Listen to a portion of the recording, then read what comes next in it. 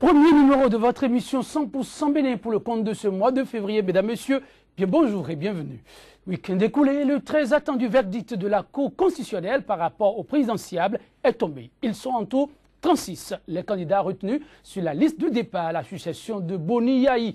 36 candidats pour la présidentielle. Quel impact sur le scrutin du 28 février? Les chances d'un chaos davantage amoindries? La tribune libre de ce jour se prononcera entre autres sur ces questions. Ne sont non plus du reste le congrès extraordinaire du Parti du Renouveau démocratique, le PRD. Congrès ayant sans surprise investi Lionel Zinsou candidat. Notre dossier du jour fera la part belle à l'opération de distribution des cartes d'électeurs non encore effectives. Bien des voix s'élèvent pour tirer la sonnette d'alarme. Non-distribution de cartes d'électeurs à cette date-ci, y a-t-il péril en la demeure? À cette interrogation est entendu l'avis du juriste et analyste politique Serge Prince-Gaudian. Mais avant, découvrons ensemble ce qui fait la une de la plupart des journaux béninois dans leur parution du jour. Joannès Toranou, bonjour. Joël Yetondi, bonjour. Amis téléspectateurs, bonjour. Que proposez-vous ce matin aux amis téléspectateurs? Eh bien, comme vous l'avez annoncé, l'actualité politique est extrêmement riche et tourne autour du meeting officiellement organisé à Porto Novo pour l'intronisation du candidat de la coalition FCBE-RB-PRD. On démarre avec Actu Express qui s'intéresse à une autre actualité. Le présidentiable le plus sérieux à Alada et à Agoué, une liesse populaire qui atteste de la popularité de Sébastien Germain à Javon sous le signe de reconnaissance et de réconciliation des fils et filles de la cité des Adjaoutor. Toujours avec Actu Express, présidentielle 2016 et limogeage suspect du directeur général adjoint du budget, Saliou Youssao, victime de sa conviction politique, croit savoir notre confrère. Communal Info, présidentielle de février 2016, Dassazoumain, Alada, Agoué et Zé emporté par le vent, Sébastien à Javon. Le projet de société du candidat officiellement lancé ce jour. Toujours en manchette de Communal Info, soutien à la candidature du Premier ministre. Arsène Zokli rafle le terrain pour Lionel Zinsou. Toukoyogbe emporté par le vent, Zokli et Soussia. Diakpata, investiture du candidat des FCBE à Porto Novo, le signe que Lionel Zinsou est accepté par les militants du PRD. Info Sud, élection présidentielle de février 2016, Pascal Irénée Koupaki et Lambert Coty, ce duo objet de toutes les convoitises. Congrès extraordinaire au stade Charles de Gaulle. Nous sommes avec la nouvelle tribune. Congrès extraordinaire au stade Charles de Gaulle. Lionel Zinsou officiellement investi, candidat du PRD. La relève info. Présidentielle 2016, déclaration de soutien. Louis Akani jette l'éponge et se rallie à Lionel Zinsou. La tribune de la capitale. Conseil national et congrès extraordinaire du PRD samedi dernier au stade Charles de Gaulle. Une démonstration de force comme confirmation au choix de Zinsou. L'audace info. Démonstration de force du président du PPDB à Godomain. Emmanuel Koyi gagne du terrain pour Ajavon à Godomain. Ajavon Sébastien Germain en route pour la Marina. Le challenge pour une victoire certaine des ASG à la présidentielle de février 2016. Valentin Aditi-Houdé, désigné directeur national de campagne du candidat à Javon. Toujours en manchette du challenge présidentiel prochaine et le nouveau départ, les approches innovantes de Patrice Talon pour un système éducatif béninois de qualité. Le grand matin, prochaine élection au Bénin. Grande mobilisation autour de Javon pour l'assaut final. Houdé, Badamassi, Fagnon, Malekhossou balise le terrain. ASG remercie les populations d'Agoué. Quotidien le meilleur. Présidentielle de février 2016, la Jet 16, une tournée nationale pour graver talent dans les cœurs. Le potentiel, se sentant négligé après le ralliement du PRD et de la RB à sa cause, les vrais FCBE promettent l'enfer et l'échec à Zinsou. Le procès du jour. Meeting politique à Godomain, le PPDB derrière Emmanuel Koyi pour porter Adjavon au pouvoir. Le routier, meeting de soutien de Françoise à Soba, la 5e circonscription conquise pour Zinsou. Les 4 vérités. Élection présidentielle de février prochain, la capitale dit oui à Zinsou. Et puis, toujours avec les 4 vérités présidentielles 2016, les 36 candidats retenus convoqués à la Sénat ce jour. Les pharaons, après son désistement à la présidentielle 2016, le colonel Akani rallie le bloc Lionel Zinsou. L'expression mobilisation pour les prochaines élections présidentielles, la belle Patrice Talon passe du virtuel au physique. Libération, tournée de vulgarisation du projet de société du chantre de la nouvelle conscience, le plateau d'Abomey, Banikoara, Kandi adopte Koukpaki. Et puis toujours avec Libération présidentielle du 28 février, Ajavon dévoile sa vision et son projet de société ce jour. L'investigateur du jour, présentation de vœux au président de la Renaissance du Bénin, les Hadiths décrètent une mobilisation pour le chaos de Zinsou.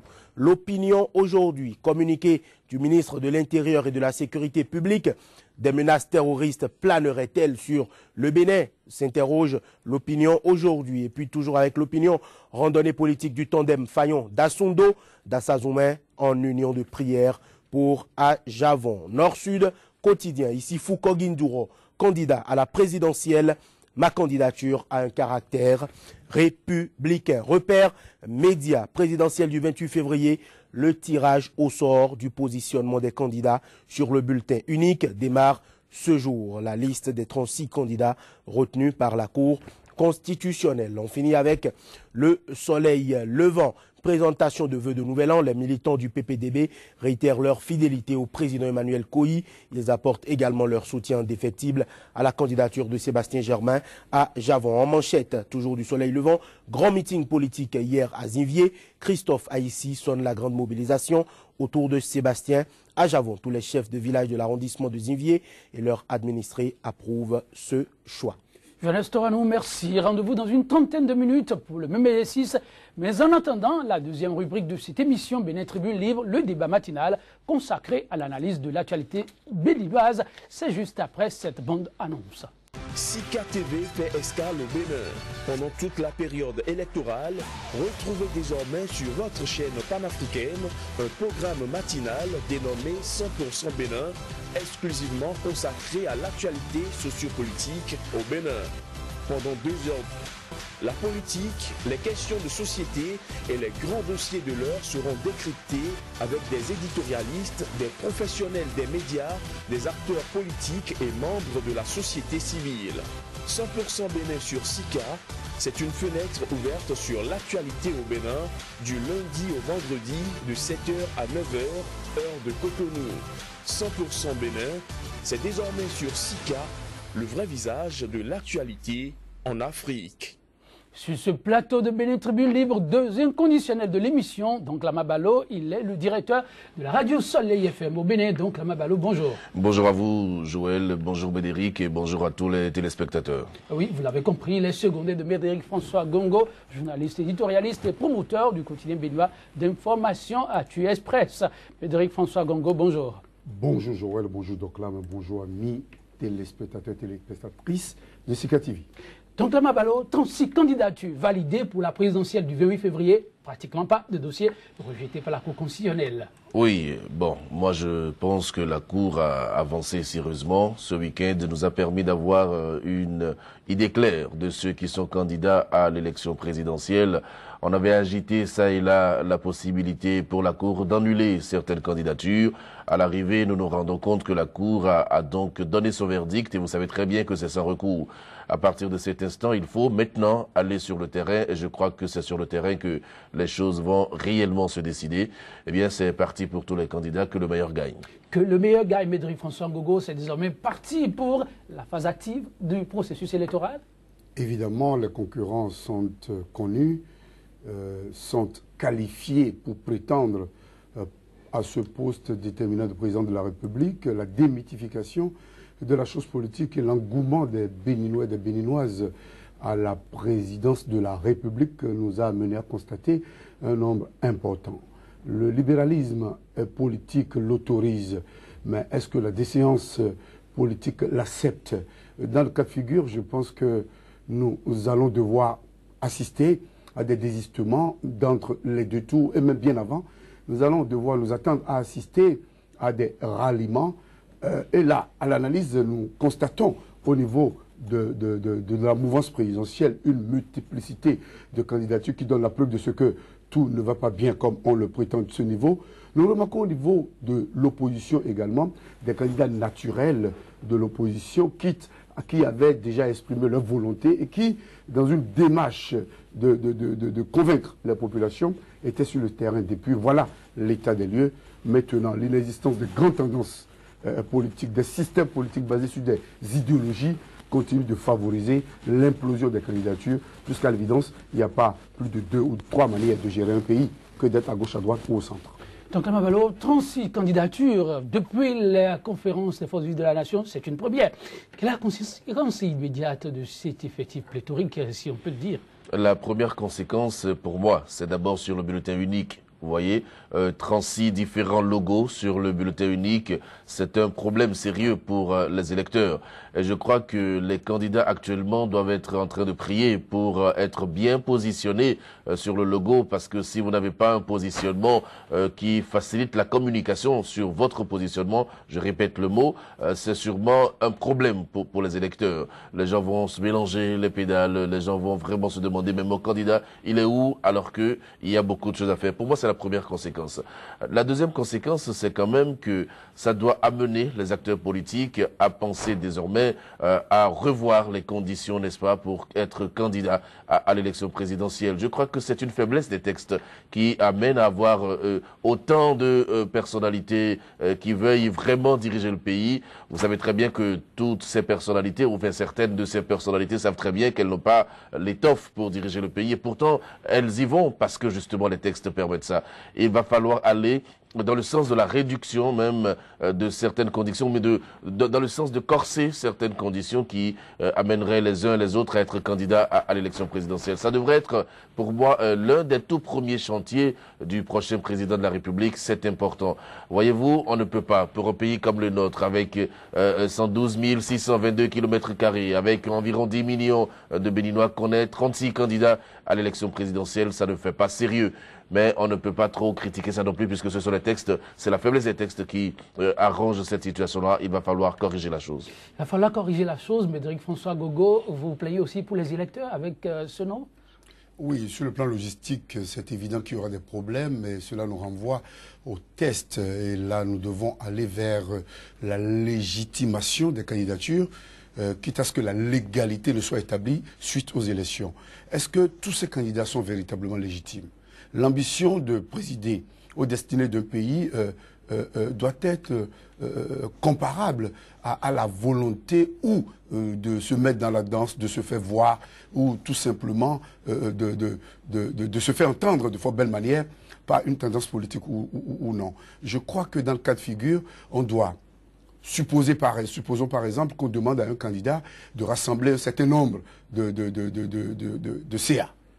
Sur les 546, si on demandait à un candidat d'avoir un certain nombre de CA, d'avoir un certain nombre de conseillers, d'avoir un certain nombre de députés, cela allait régler un peu le problème de pléthore et éviter que sur le plan logistique, l'on en soit à embrouiller la population et à diminuer sensiblement les chances de certains candidats qui, sur le plan de projet de société, ont de la quintessence à proposer, mais qui, par leur positionnement, seraient quelque peu, j'allais dire, frappés, parce que la population, à majorité analphabète, ne se mettrait pas dans la position de fournir trop d'efforts pour choisir. Et lorsque on verra un peu difficile le choix sur le bulletin unique, on peut mettre, excusez-moi du peu, le cacher n'importe où, ou tout simplement plier et remettre dans l'une comme un bulletin nul. Je crois que les problèmes de logistique vont se poser. Est-ce qu'on aura un bulletin unique avec des photos en miniature? Quelle sera la possibilité? Est-ce qu'on aura un bulletin unique kilométrique, comme le disaient beaucoup d'autres? Donc je pense que nous allons, dans le respect du droit de chacun, de prétendre diriger le pays, nous allons souhaiter qu'à l'avenir, les tests soient revus de manière à ce que la légitimité ne soit renforcée par la légalité et que la légitimité ne soit le reflet du désir d'une certaine majorité absolue ou relative des populations à travers les CA, à travers les députés et même à travers les conseils locaux. Oui, donc là, Mabalo, pour d'aucuns, cette candidature sonne plus que jamais le glas du concept un coup KO que d'aucuns déjà mettaient en doute.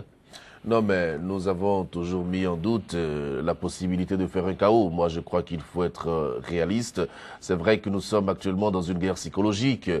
Les candidats disent qu'ils vont faire chaos. C'est tout à fait normal. Même celui qui ne se sent même pas l'âme de diriger le pays peut dire qu'il va faire chaos. Donc, je crois que sur ça, il n'y a pas de débat pour moi. Il n'y a pas de débat pour moi. Et je crois même que pour l'expression démocratique, il faut aussi aller à un second tour. Mais nous avons 36 candidats. Et figurez-vous, chaque candidat appartient à une région de notre pays. Et nous l'avons toujours défendu ici sur ce plateau. Le premier tour des élections présidentielles, eh bien, ce premier tour va être un premier tour ethnique. Les gens vont voter selon leur fibre ethnique. Et c'est sûr que ça va contribuer, n'est-ce pas, à émietter sérieusement les voix. Ça, c'est peut-être une petite analyse qu'on peut faire. Une autre, c'est que nous avons ceux qui se disent, enfin, ceux qui pensent que nous avons les trois grandes formations politiques d'un côté, peuvent avoir peut-être raison, mais en même temps, il faut constater qu'il y a ces trois formations politiques qui sont à l'épreuve de leur unité. Les Foscori pour un Bénin émergent de 2011 ne sont plus les mêmes que celles de 2016 actuellement. La RB, vous savez très bien qu'il y a une certaine souffrance par rapport au choix fait par la Renaissance du Bénin, donc ce n'est plus du tout cette unité qu'on avait il y a quelques années. Le PRD également, on a beau tout dire, le PRD souffre également de son unité parce que les uns et les autres s'expriment au-delà des micros et des caméras, nous entendons des choses. Et donc ça ne peut pas permettre, n'est-ce pas, d'avoir un chaos comme certains le prédisent. De la même façon, je vois des analystes qui font un calcul mathématique. Ils additionnent des pourcentages pour tirer la conclusion qu'on pourrait aller au chaos. Même là encore, il est très difficile de tirer cette conclusion. J'ai suivi un spécialiste ici sur vos antennes et avec les derniers chiffres que nous avons par rapport aux élections législatives qui ne sont pas les élections présidentielles. Et donc on ne peut pas tirer la conclusion d'un éventuel chaos. Je pense, et là je suis sincère, c'est ma conviction personnelle, aller au chaos pour 2016 pourrait entraîner un chaos, c'est HAOS, et moi je ne le souhaite pas pour notre pays. Je pense que les uns et les autres doivent se battre. Et là, je voudrais attirer l'attention des populations parce que une autre façon également de faire chaos, c'est de faire la distribution sélective des cartes d'électeurs et surtout d'amener les populations à ne pas sortir pour aller voter parce que j'ai entendu certains Béninois dire, bon, ils ont déjà parlé de chaos, c'est même pas la peine de sortir pour aller voter parce que bon, ils ont préparé le chaos pour tout le monde. Non, je pense que c'est plutôt maintenant la peine de sortir pour éviter que nous n'ayons ce chaos-là. Mais je suis certain, et je peux me tromper, nous sommes dans une question d'analyse politique, mais j'ai quand même la certitude qu'un chaos au soir du 28 février 2016 serait pas vraiment légitime. D'où l'importance d'être vigilant, l'importance de voter et de rester, l'importance, n'est-ce pas, de suivre les urnes jusqu'au siège de l'arrondissement, l'importance également d'être très vigilant. Et je crois que si on l'a fait, si on arrive à couvrir tous les bureaux de vote sur l'étendue du territoire national et avoir des représentants qui sont très vigilants, je crois qu'on parlerait difficilement de chaos. Autre sujet ayant marqué l'actualité ce week-end, c'est bien l'investiture de Lionel Zinsou par le PRD. Médéric François Gogo, vous avez suivi de très près cette sortie. Quelle appréciation faites-vous? J'ai vu une foule. J'ai vu quelques sympathisants. Mais ce n'est pas évident qu'il y ait parmi ceux-là qui constituaient la foule et les sympathisants beaucoup de militants. L'effet foule, l'effet sympathisant et l'effet militant nous amènent à établir l'équation très simple pour remarquer qu'à tous les meetings, on a presque les mêmes personnes.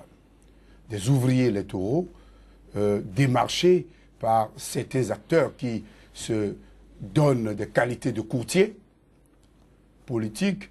Et je crois que le PRD pourrait avoir plus de 15 000 ou 20 000 militants ayant leur carte de parti, cotisant régulièrement, participant à la vie et à l'existence du parti. Si tel était le cas, je concède au PRD de remplir le stade Charles de Gaulle que le candidat Boula Biotchane, pourtant pas de l'ère géographique et ethnique de Wémé a pu quand même remplir, que d'autres candidats ont rempli dans d'autres circonstances également.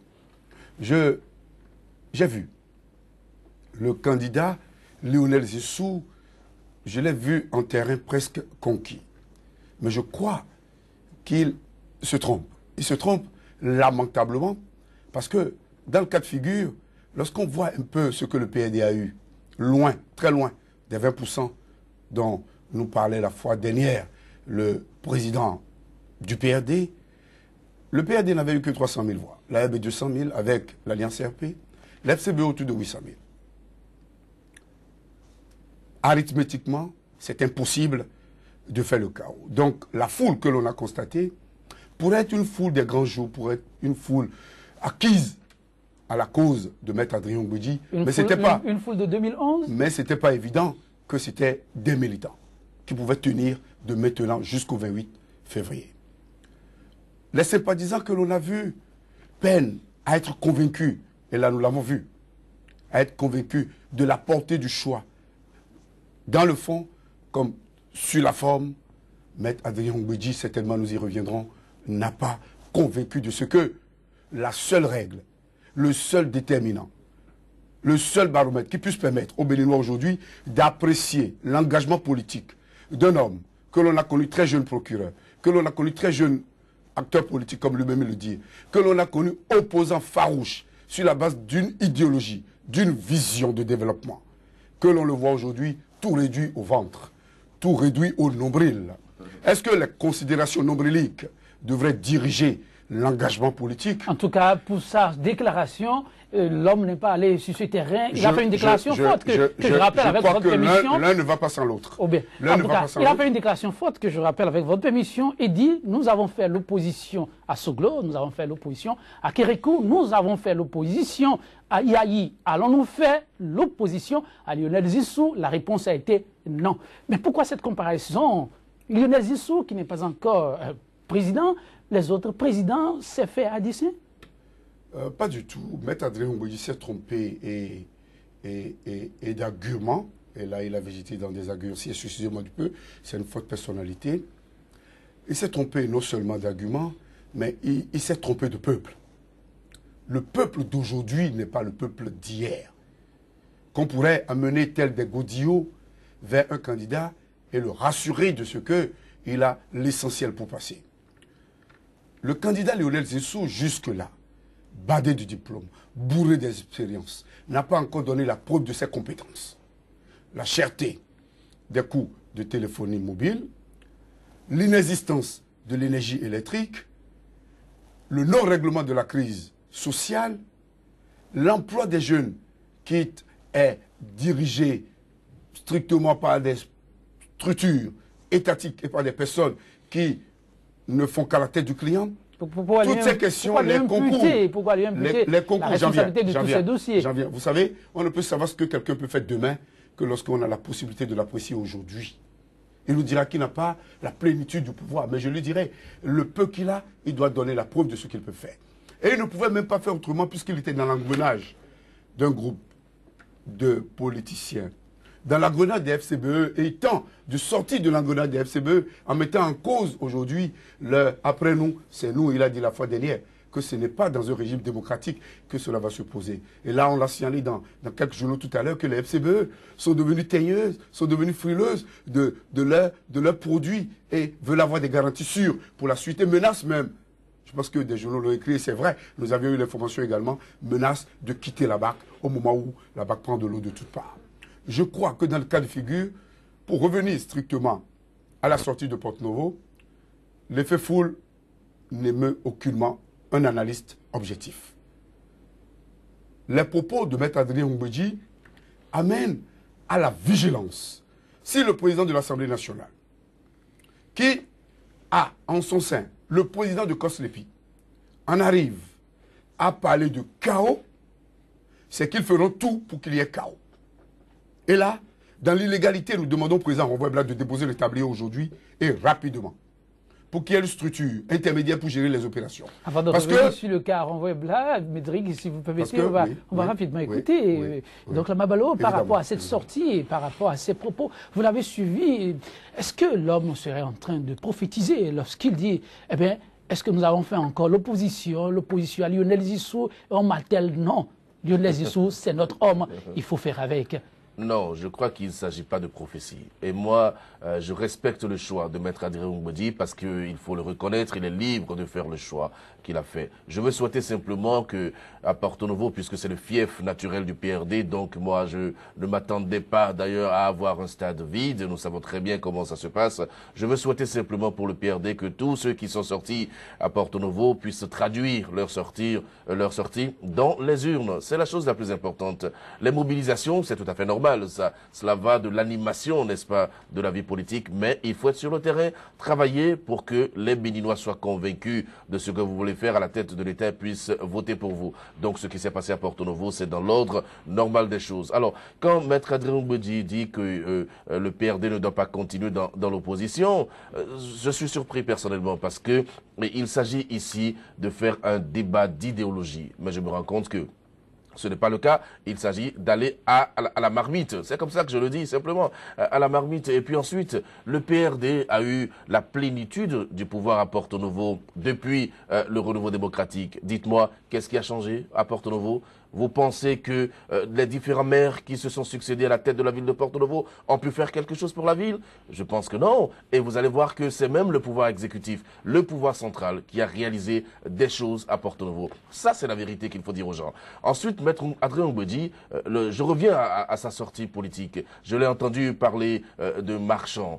Et quand j'entends Maître Adrien Mbodi parler de marchands, je vois le PRD, non, la renaissance du... Non, Maître Adrien Mbodi parle de commerçants, plutôt. Et j'entends la Renaissance du Bénin dire marchand. Voyez-vous, ce sont des choses qu'on leur refuse tout le temps. Ça, c'est des insultes. Mais moi, je préfère un commerçant qui a investi dans son pays plutôt qu'un politique qui n'a rien fait dans son pays. Donnez-moi un seul exemple d'une seule infrastructure réalisée par le président Adrien Mbodi depuis qu'il est, n'est-ce pas, dans l'exercice du pouvoir. Parce que, qu'on le veuille ou pas, il a été président de l'Assemblée nationale. Il a les moyens. Il peut faire des choses pour la ville de Porto Novo. Il n'a jamais fait ça.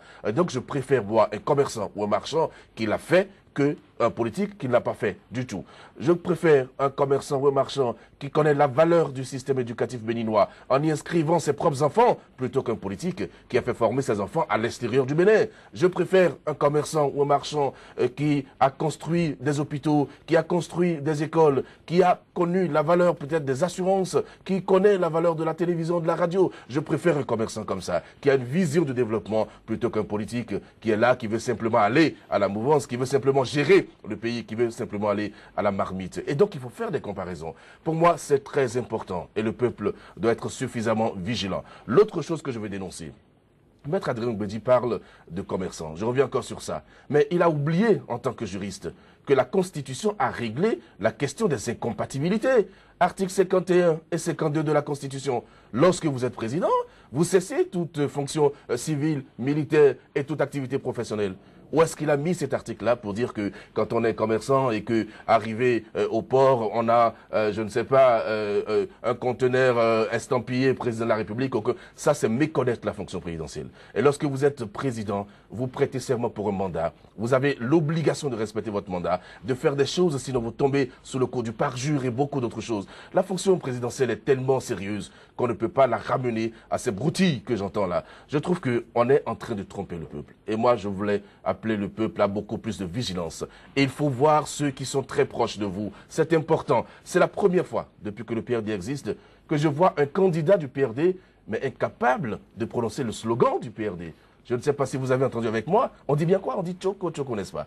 Le premier disait Choco, Choco. Et les partisans du PRD devraient être meurtris parce que ce n'est pas normal que votre candidat ne puisse pas être en mesure de prononcer, n'est-ce pas, votre slogan. C'est la preuve que le Premier ministre est dans la recherche perpétuelle de son identité parce qu'à chaque fois, il se sent obligé, n'est-ce pas, d'expliquer qu'il est né dans telle région, qu'il a grandi dans telle autre. Même sur son style vestimentaire, on a façonné la personnalité du président, du Premier ministre qui recherche donc une certaine identité. Vous savez, pour le fauteuil présidentiel, Et tout ça, ce sont des éléments d'analyse. Les gens peuvent dire ce qu'ils pensent, n'est-ce pas? Nous également, nous sommes libres de dire ce que nous pensons parce que nous sommes béninois et nous pensons que le développement de notre pays est la chose la plus importante pour nous. Et donc, nous devons dire ces choses-là pour que le peuple comprenne que, au soir, déjà le 28 février, que le choix qui doit être fait soit un choix utile pour le développement de notre pays. Ce sont des éléments que j'apporte parce que j'ai beaucoup réfléchi sur cette question-là et je me dis que les politiques, encore une fois, sont en train